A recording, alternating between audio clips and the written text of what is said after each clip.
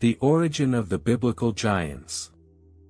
The well-known story of the Battle of David and Goliath led us to explore what really happened there, and who are those giants. Most people don't even realize that Goliath had at least 4 brothers who fought with him. Maybe this is the reason why David picked up 5 stones from the stream. Think about it, if David was so strong in his faith in God, then why did he need 5 stones when 1 was enough for him? Join us to learn more about the origins of giants like Goliath, his brother, King Og, and the Rephaim. Let's begin. Goliath, the well-known giant of the Bible, had 4 brothers of the same race, belonging to Rephaim. These giants were part of ancient tribes that inhabited Canaan, Mesopotamia, and neighboring areas. Goliath's family lineage traced back to the Rephaim giants, characterized by their impressive stature, towering between 10 to 15 feet tall and 6.5 feet wide. Beyond Canaan, these giants, including Goliath, migrated to different regions worldwide, leaving legends in their wake. Specific details about each of Goliath's brothers, their names, and weapons are documented in the book of Samuel 2. In the course of time, there was another battle with the Philistines, at Gob. At that time Sibbecai the Hushathite killed Saph, one of the descendants of Rapha. In another battle with the Philistines at Gob, Elhanan son of Jair the Bethlehemite killed the brother of Goliath the Gittite, who had a spear with a shaft like a weaver's rod.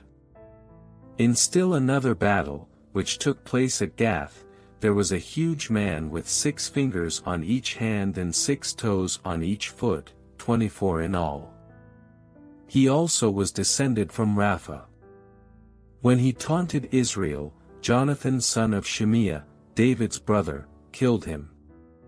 These 4 were descendants of Rapha in Gath, and they fell at the hands of David and his men. 2 Samuel 21 verses 18 to 22.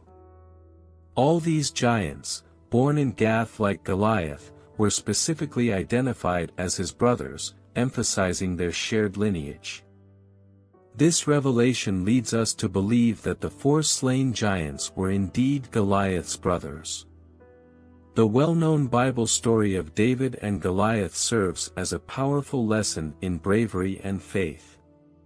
Goliath, the towering champion of the Philistines, stood at least 30 feet tall, clad in a bronze helmet and wielding a heavy spear, making him a formidable adversary. His armor, weighing between 175 to 200 pounds, showcased the physical challenge that young David faced.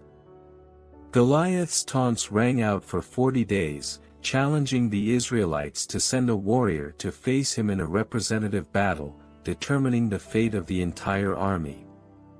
David, a humble shepherd, accepted the challenge.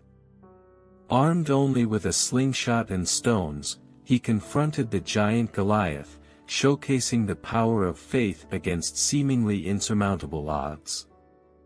The story reinforces the idea that reliance on God's power can overcome even the most powerful enemies. Throughout the Bible, giants like Goliath are mentioned, underscoring their tremendous height and the challenges they posed to those who faced them. Some identify giants with Nephilim. Although they are tall and scary, they are different. Nephilim are descendants of the fallen angels, while giants, like Goliath, have no supernatural origin. Both races, considered wicked, were destroyed by God. Theories of the origin of the Nephilim include the idea that they were born from fallen angels who bred with the daughters of men, or the result of interbreeding between the descendants of Cain, who was cursed by God for murdering his brother. The survival of the Nephilim after the flood is attributed to the women of the sons of Noah, who hide their genetic code. Years later, the biblical description in the book of Numbers tells that the spies of the Israelites, sent to explore Canaan, encounter the descendants of a giant, who they believe is a species of the Nephilim. But the people who live there are powerful, and the cities are fortified and very large. We even saw descendants of Anak there. Numbers 13 verse 28. Anak means giant in Hebrew and Aramaic. The terrifying stature of the giants, compared to the grasshoppers, creates anxiety among the Israelites. When only Joshua and Caleb maintained faith in God's ability to overcome the giants. In response, God displays anger, denying the current generation access to the promised land. The next time giants are mentioned is in the story of Og the king of Bashan who fought Moses. Og the king of Bashan was a huge adversary that faced Israel during their journey through the desert. As a remnant of the Rephaim, Og's enormous size, fortified cities, and dark land make him a formidable opponent. However, God promises victory to the Israelites, so they defeat Og and conquer his cities. In a battle similar to that between David and Goliath, Moses fought Og, king of Bashan, who was even bigger than Goliath. Goliath was not the king of the Philistines, but only their hero. Og was the king of the Amorites, part of the Canaanites, who lived in eastern Jordan in the past. The Bible mentions only two giants who were exactly that big. The Bible does not say how tall Og was, but what was the length of his bed. David killed Goliath at the start of his life when he was young, while Moses killed Og at the very end of his life when he reached the age of 120. Og king of Bashan was the last of the Rephates. His bed was decorated with iron and was more than 9 cubits long and 4 cubits wide. Deuteronomy 3 verse 11. There are two similar stories here, that two giants fight two leaders of the people of Israel, Moses, and King David. There is another record in the Bible that mentions a kingdom of Rephaim whose residents were giants. Like the Anakites, they too were considered Rephates, but the Moabites called them Emites. Deuteronomy 2 verse 11. And from them, Og even came and took control of the Bashan.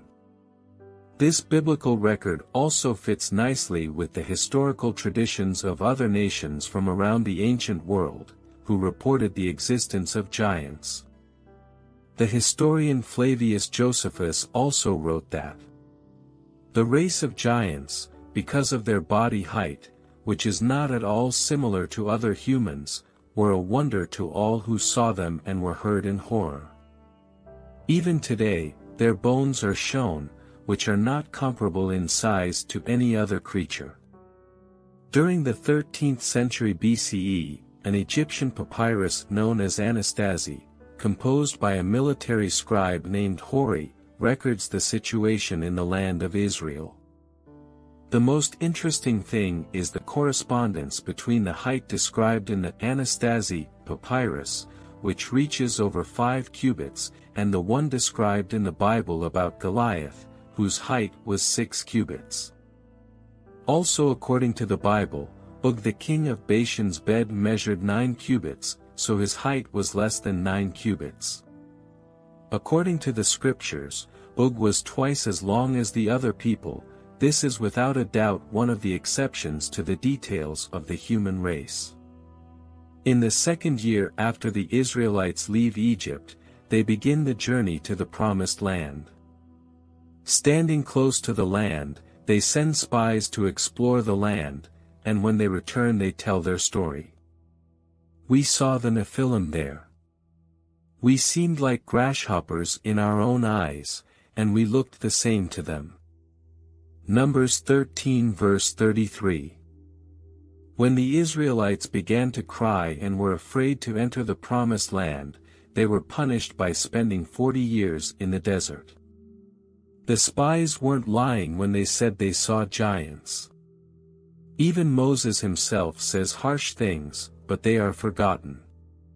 Hear, Israel, You are now about to cross the Jordan to go in and dispossess nations greater and stronger than you, with large cities that have walls up to the sky. The people are strong and tall, Anakites.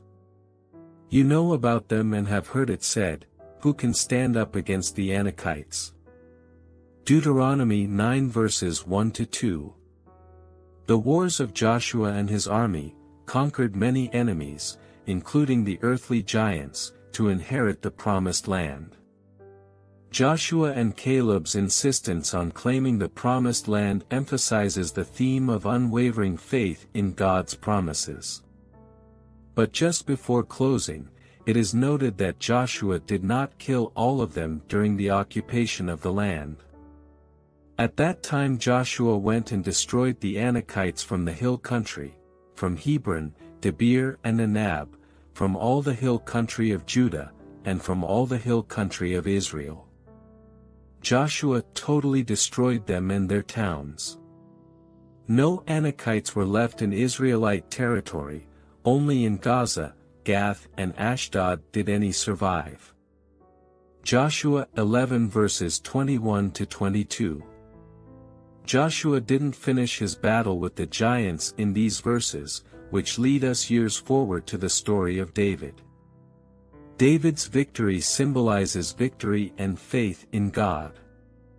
The narrative of giants in the Bible represents a symbol of an ancient wickedness that plagued humanity. The killing of giants, especially by the hero born from the tribe of Judah, is the symbol of the strong faith in God. We hope you learned something new today. If you did, give this video a like and share it with your friends. You can share with us what you know by leaving a comment below. And don't forget to subscribe to our channel for more informative and entertaining content. Thank you so much and see you next time.